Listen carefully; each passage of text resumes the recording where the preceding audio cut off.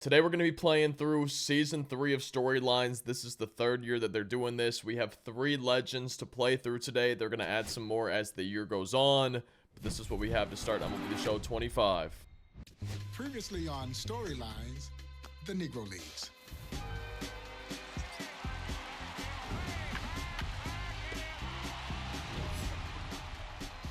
When I met Buck in 1993, one of the first questions that I posed to him was, what motivated you to want to build a Negro Leagues baseball museum? And his answer was succinct, but very poignant, so that baseball's unsung heroes will never be forgotten.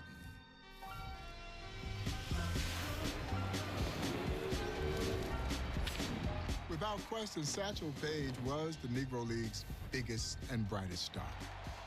A lot of people don't know that Jackie Robinson's illustrious professional baseball career began in Kansas City in 1945 with the Kansas City Monarchs.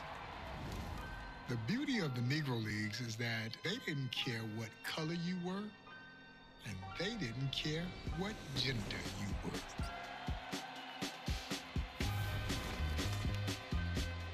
The legendary Josh Gibson would have hit home runs in any league, in any era, had he been given the opportunity to do so.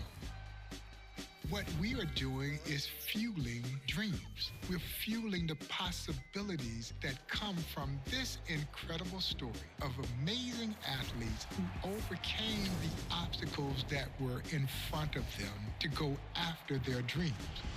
And the Negro Leagues gave them a platform to do just that.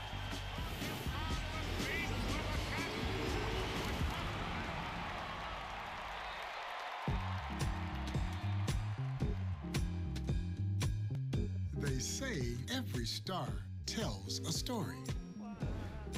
And isn't it fitting that one story of triumph over adversity was founded in the winter and celebrated in the summer, under bright lights with stars in the sky?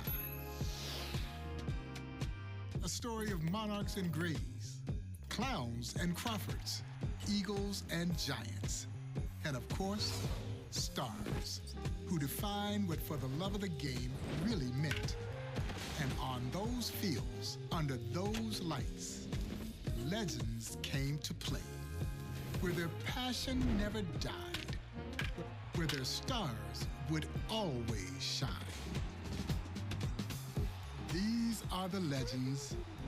These are their stories. This is the Negro Leagues. Tell me I was born to lose, but I made a good thing out of that.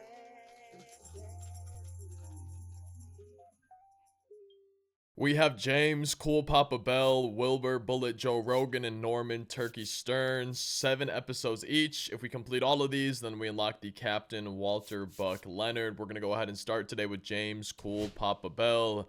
And we have episode 1 right here, the fastest to ever play the game. James Thomas Bell possessed unparalleled speed on the diamond. Let's go ahead and start. When I say the name James Thomas Bell, most people have no idea who you're talking about. But when you say Cool Papa, everybody knows. I'm taking care of business. I got so many things to do. Whoa. I believe that it is the greatest nickname in baseball history. He is still believed to be the fastest man to ever play this game. How fast was Cool Papa Bell? I guess you could say faster than a light switch. The legendary Satchel Paige would say of his friend that he was so fast that he could walk in a room, turn off the lights, get in bed, pull up the covers before the room went dark. They clocked him circling the bases in an amazing 12 seconds. He twice, honest to God's truth, twice scored from first base on a bunt in exhibition games against Major League All-Stars. He once stole 175 bases in a less than 200 game season. the legendary Jesse Owens, who at that time was the fastest man in the world, would never race Cool Papa Bell. He would have made Jesse Owens look like he was standing still. Did you ever race him, like, before a game in front of crowds and stuff? We had a doubleheader in Cleveland, Ohio, and he was in the stand. He see me running the bases around there, and they say, I left my track shoes home, so I can't. I didn't have any track shoes. I feel like I could just listen to Bob Kendrick tell stories all day. One of my favorite things about storylines was Bob Kendrick and the amazing job he's done. I feel like I get chills just watching these. The production's amazing, listening to him talk. And what we need to do is tally one hit using Cool Papa Bell, one of the new legends here from the Negro Leagues for MLB The Show 25. And I'm not sure if y'all know this, but a new feature in MLB The Show 25 for moments. If you fail a moment, you can pause instantly and restart instantly. You don't have to wait for the out to finish this year. That's a huge quality of life change. But let's get this hit with Cool Papa Bell to start his storylines. And that's a perfect start. We got the hit that we needed. Beautiful. We also got some jerseys, stubs, and XP, and we're on to the next episode, Blazing Speed. And for this moment, all we got to do is score one run. They're having to start on first base. I'm hoping we don't have to score all the way on a bunt. I guess we'll wait and see. All right, he hits it into the outfield. The fielder misses it a little bit. Okay, we should score easily, right? Look how fast he is. Oh, come on. Slide, slide, slide, slide, slide. The new swim move, my first time doing this. Okay, here we go. And we got it! We dodged the slide. Wait, that was sick. Oh, I like this camera angle too. Let's watch the swim move. The slow motion replay. And look at that dodge. Avoided the tag. We scored the run. We got an icon, some more stubs and XP, and we're on to the next episode. That is one Cool Papa. Give it a full shot. Cool Papa Bell comes to the Negro Leagues as a pitcher, had a full repertoire of pitches. Really good fastball, great breaking ball, screwball, knuckleball.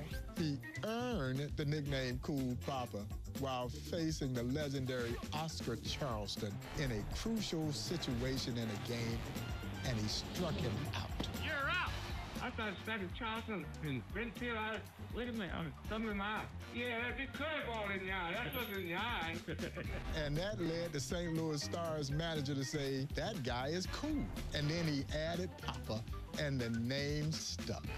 But Cool hurt his arm. And it was almost a twist of fate, you might say, that after he hurt his arm pitching, they moved him to the outfield. And the legend of Cool Papa Bell was really born.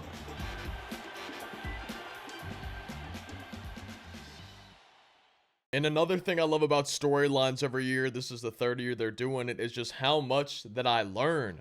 I feel like there's so many things I had no idea of. It's just I'm always learning a ton of new, interesting information.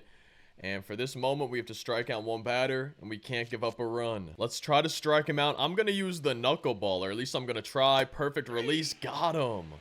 What a beautiful knuckleball right there. I'm liking these little replays here at the end of the moments. Oh, that's a nasty knuckleball. Wow. And we got the MLB Busch Stadium, some stubs, some XP. We're on to the next episode. Tremendous Defender. Cool Papa Bell is in left field. They're on our Field of Legends at the Negro Leagues Baseball Museum because of another special ball player that's in center field. But Cool Papa Bell is one of the greatest center fielders this game has ever seen. Quick release that made up for the injured arm and blazing speed. He played a shallow outfield, so it was hard to bloop it in front of him. And you had to hit it on a rope to get it over his head because he could get on his horse with the best of them. And Cool would use that blazing speed and ran himself into the National Baseball Hall of Fame in 1974. And I'm already thinking I would love a 99 Hall of Fame series Cool Papa Bell card for Diamond Dynasty. Let's see what we're going to have to do for this moment. I like the little pre-moment cutscenes they've been giving us. We got to record one put out for Tremendous Defender. And I think I want to try out the brand new first-person camera for fielding this year. My first time actually using this. Might be a little bit tricky. All right, we got to run backwards, it looks like. The slow motion First person view. Glove catch. Use an L. Move the glove to the center reticle. We got it. We got it. We got it. We got it. Press the button. Oh, that's cool. Wait, that's sick. It looked like we dove a little bit. Oh, now we get to watch a third person replay. Let's see this catch that we just made in first person. Now in third person, the dive. I love the look of the old Tommy gloves here in MLB The Show.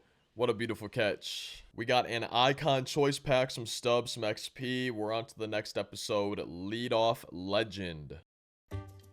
Cool Papa Bell was one of the great leadoff hitters of all time. He became a great switch hitter and then started primarily hitting from his left-hand side. So he's getting a running start from the get-go. Once while playing in Cuba, he hit 3 home runs. And you'll say, well, okay, there's a lot of guys who've hit 3 home runs, but there are not a lot of guys who hit 3 inside the park home runs in one game. Cool Papa Bell, while playing in Mexico, goes from first to third so fast on a single that the Mexican team stopped the game in protest because they swore he had cut across the diamond. There was no way in the world any man could get around the bases that fast. That's the speed of Cool Papa Bell. Were you always fast? Oh, yeah, I was fast when I was a little kid. It was just something born in me.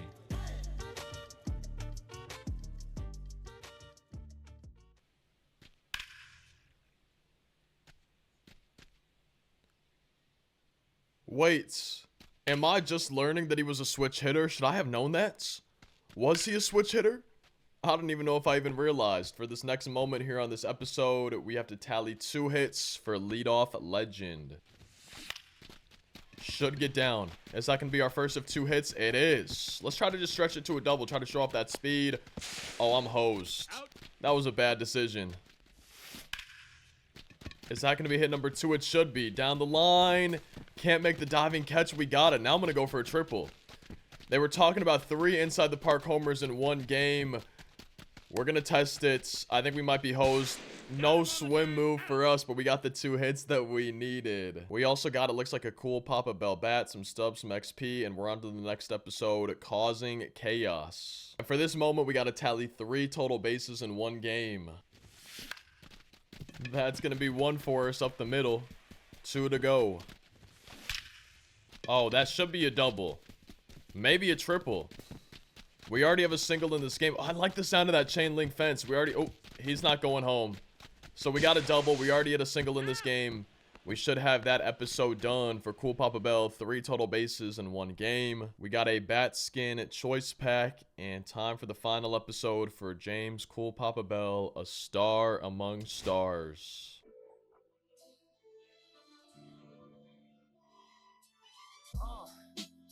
What up, y'all? Yeah, soundtrack was poppin', baby. Woo! Y'all ain't know, I go by the name of Cool Papa Bell played on 3 of the greatest Negro League teams of all time. You might make a case that they were 3 of the greatest baseball teams of all time. His St. Louis Stars, Homestead Grays, and Pittsburgh Crawfords. He was a star internationally. There was nothing that Cool Papa Bell didn't accomplish playing in the Negro Leagues. I guess you could say the only thing that he didn't accomplish was the opportunity to play in the major leagues. As Cool Papa would say, they said that they would let a black man play in the major leagues if they could find the right one. Well, according to Cool Papa Bell, they clearly weren't looking for the right one because the right ones were all there in the Negro Leagues and Cool Papa was right there in front of their eyes. Well, if you could see it. just a rebel looking for a place to be. Cool Papa Bell became legendary in St. Louis, where he was a member of the great St. Louis Stars, who won multiple championships there in the city of St. Louis. So it was only fitting that the city of St. Louis would name a street for Cool Papa Bell. Now, I think the speed limit on Cool Papa Bell Avenue is about 25, 30 miles per hour. Y'all, that's too slow. They should have named a section of I-70 for Cool Papa Bell. And push. Yeah, and coast. And the last moment with Cool Papa Bell, we have a star among stars. We got to get 1 extra base hit and 3 total bases. That should be the extra base hit. If it gets through, that's going to be a triple. Yeah, we should get to second easily with his speed. What a throw, though. Hey, he's in there. And we're safe. All we need is 1 more total base. And there's the total base, right? Yeah, perfect, perfect. His swing's feeling pretty good. We got some stubs, we got some XP, and it looks like we're done with the Cool Papa Bell storyline here in MLB 25. Again, we start with 3 legends for MLB 25, and we should get a few more here in the next few weeks. We'll be making videos for those once they come out, but that's one of 3 that we're doing here today. The next is going to be Wilbur Bullet Joe Rogan. Two-way talent, perhaps the greatest two-way player of all time. That man is just built different. What I really love about this phenom by the name of Shohei Ohtani is he's now led folks to come to the Negro Leagues Baseball Museum wanting to learn about the great two-way stars of the Negro Leagues. Look, it's 6 o'clock, I'm hopping out of the bed. Rain falling, calling X, but my phone line's dead. Perhaps the greatest two-way player of them all was the legendary Wilbur Bullet Rogan, Don't nobody want it damn slow when the rain. Sweep your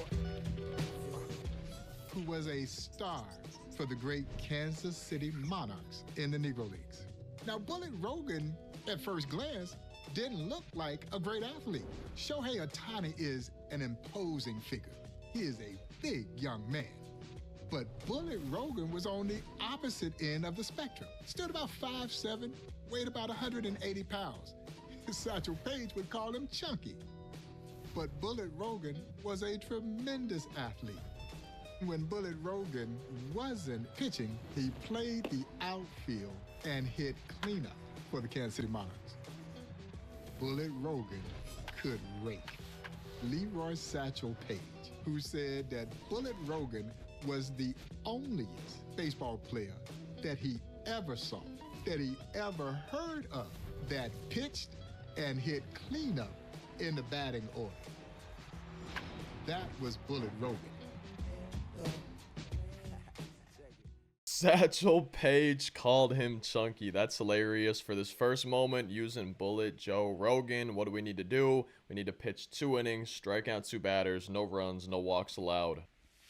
And there's 1 inning done, 1 strikeout done. 1 more scoreless inning, 1 more strikeout for us. And beautiful. A lot of strikeouts for us. The 2 innings have been pitched. That moment is done. We got some uniforms, some stubs, some XP.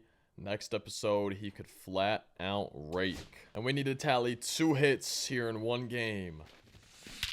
There's 1. Oh my god. The first pitch, the first swing. And that's a bomb. Oh my god, another one. What I'm really liking how his swing feels. 2 hits, 2 homers for Bullet Joe. We got that moment done. We're going to be on to the next episode, but we got another jersey, 50 stubs, some XP, and we're on to the next episode of Bullet.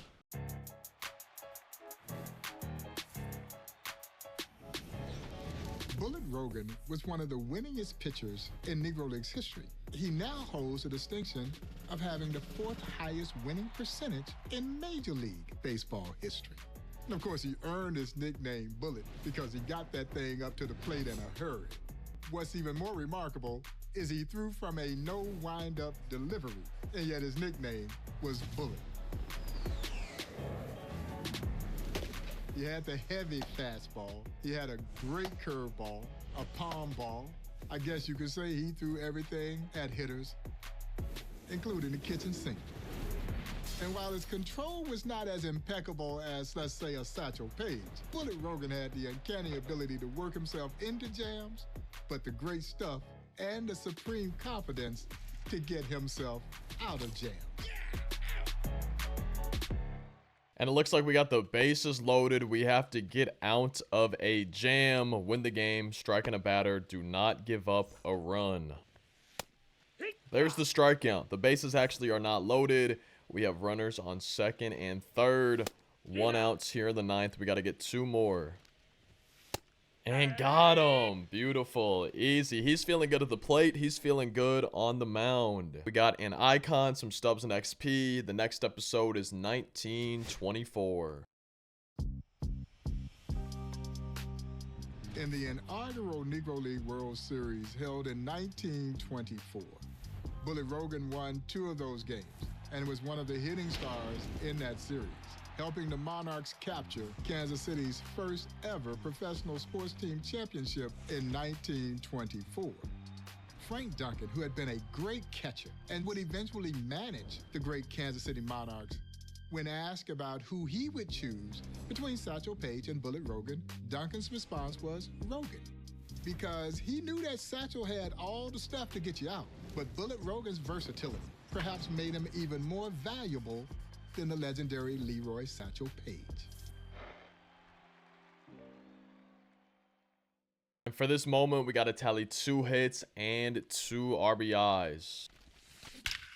There's the first hit. We should easily have both RBIs. Both runners going to come across the score easily. Oh my God. That's like the deepest part of the ballpark too. Wow.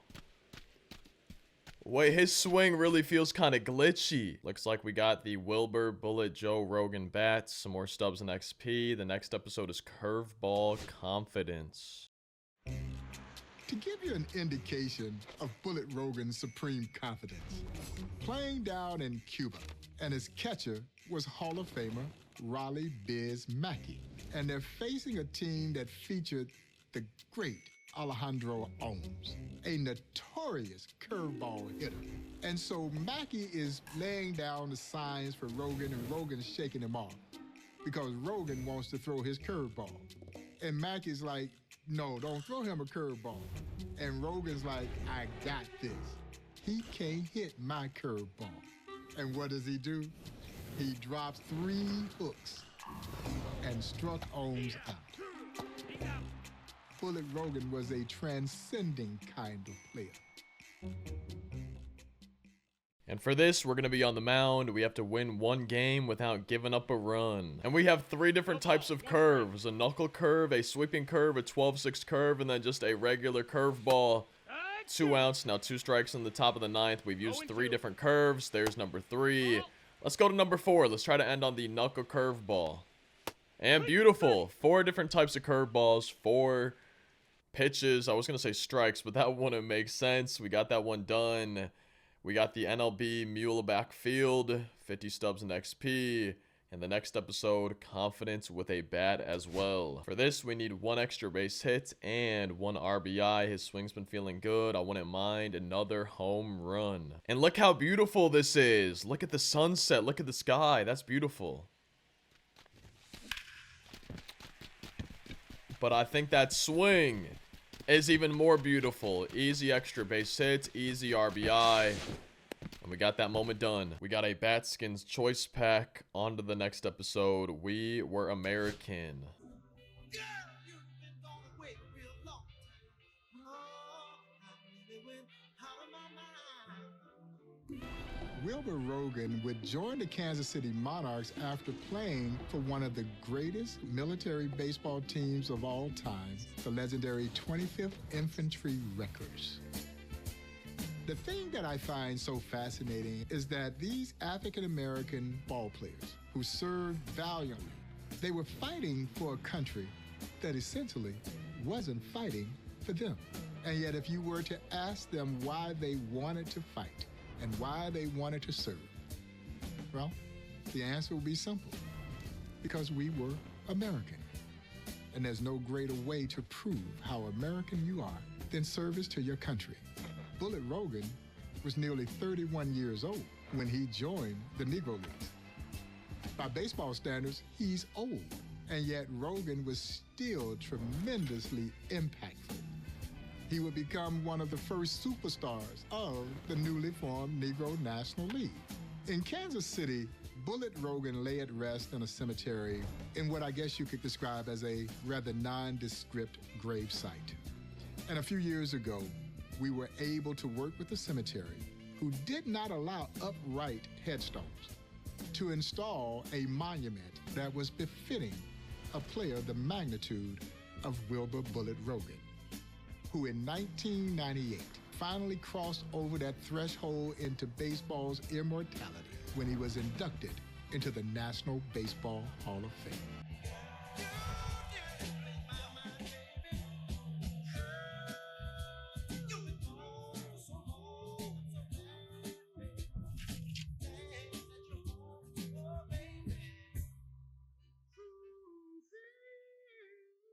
And the final moment with Bullet Joe, we need 4 total bases and 1 RBI.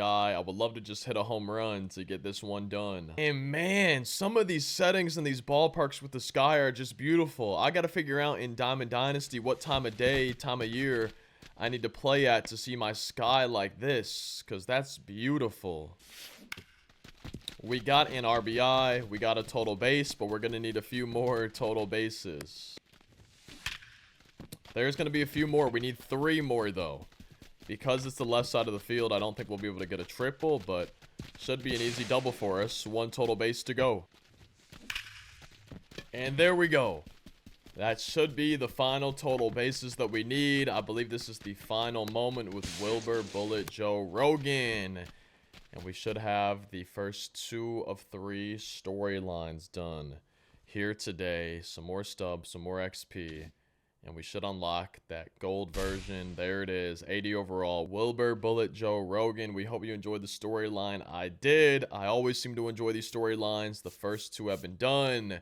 It's time for Norman Turkey Stearnes. 7 episodes for him as well. What's in a nickname? If you didn't have a great nickname, you probably couldn't play.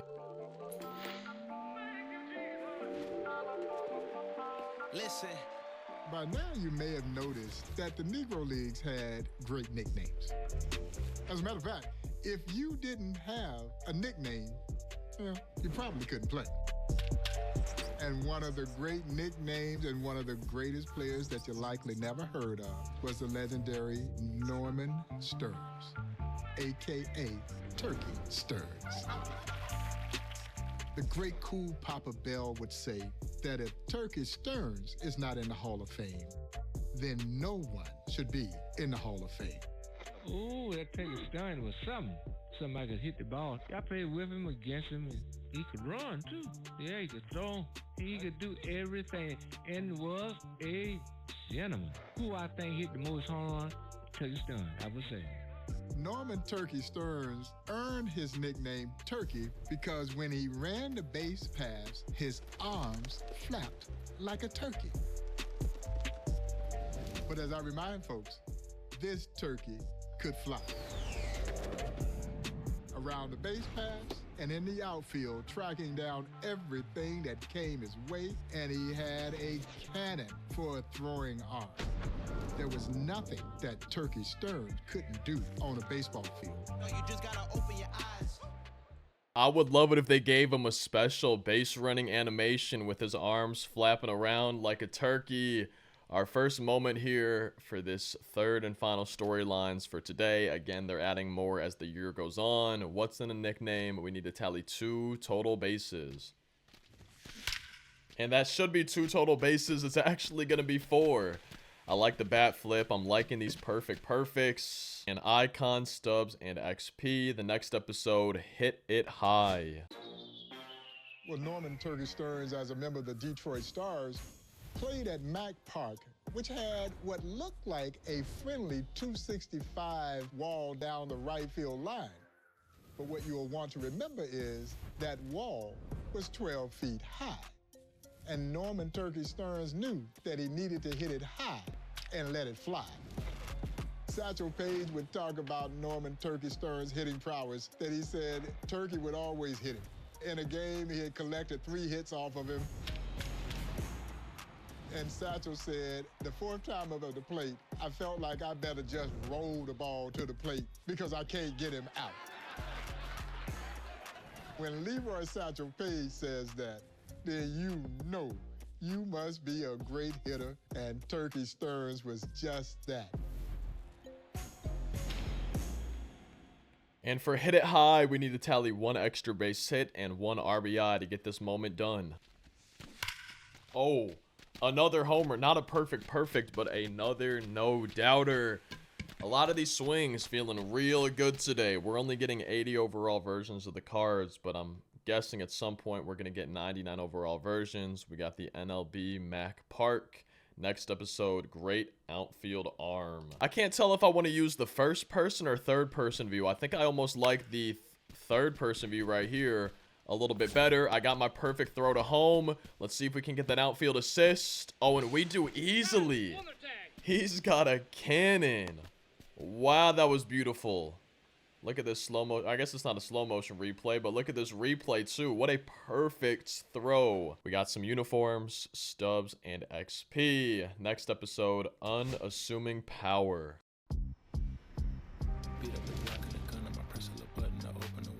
Unlike the power personified by Josh Gibson, here's Norman Turkey Stearnes weighing in at about 165 pounds.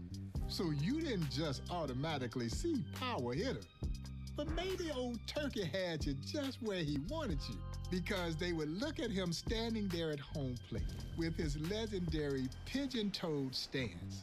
And I think all the pitchers thought, oh man, I got this dude right where I want him. And old Turkey had him set up, and he would knock that thing out the ballpark with the best of them. Is why a lot of people are surprised to learn that he led the Negro Leagues in home runs 7 seasons. He hit over 300 in 16 seasons. He now ranks number 6 in career Major League lifetime batting average and number 6 in all-time slugging percentage. I guess that's why you could say you never judge a book by its cover. Unassuming Power, we got to tally 2 extra base hits in 1 game.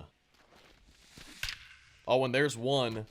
I feel like all Turkey Stearnes is doing is hitting home runs. It's beautiful. And there's another one. 2 extra base hits in 1 game. 2 absolute moonshots. Turkey Stearnes is smoking them. We got a uniform, stubs, and XP. The next episode, never judge a book by its cover. And for this, we got to tally 4 total bases in 1 game. Oh my god, another one. It literally seems like it's impossible for me not to hit a home run with Turkey Stearnes. I think that's all we've done so far. And each and every single one of these moments, at least it feels like it. We got a Turkey Stearnes bat, some stubs and XP. Next episode, Stitious. As a power hitter, Turkey Stearnes really never counted his home runs, particularly if they didn't help them win a game. As a matter of fact, the great Buck O'Neil joined the Monarchs the same year that Turkey was there. And Turkey, like most great hitters, had multiple bats. And so in this particular game, he hit it to the warning track, where the opposition caught it right on the base of the warning track. And that night, Buck says he goes up to check on Turkey in his hotel room, and there's Turkey sitting in the bed with the 2 bats. He had the lighter bat that he had used for the flyout, and he's got the heavier bat. And he looks at the lighter bat and says, if I hadn't used you, and I would have used you, I would have hit that ball out the ballpark. Now, I'm not going to say that Turkey was superstitious, but there might have been a little bit of stitious to his game, and it served him well because Norman Turkey Stearnes was a tremendous all-around hitter who hit for power and hit for average. I wonder if we're going to use the heavier bat now. He made his decision. We need 2 hits and an RBI. I hope it gets out of here. And it does. So it's not a no-doubt homer, but still, it feels like we're only hitting home runs. And we hit it perfectly, but finally, not a home run. We got the 2 hits that we needed. A uniforms choice pack in the next episode, Refused to be Bitter.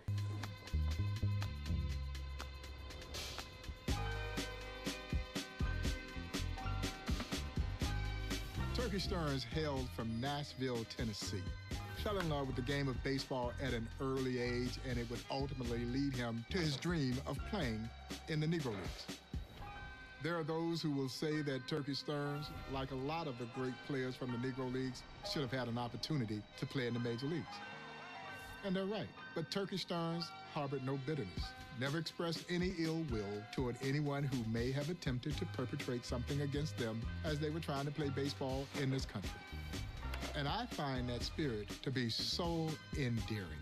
Turkey Stearnes knew that he played with and against some of the greatest athletes to ever play this game. They just happened to be in the Negro Leagues. And I'm so proud that the city of Detroit has continued to recognize the exploits of Norman Turkey Stearnes with the renovation of Hamtramck Stadium in Detroit. The field is aptly named for Norman Turkey Stearnes. And of course, the great Turkey Stearnes flew himself into the National Baseball Hall of Fame in 2000, a place that he so deserved to be.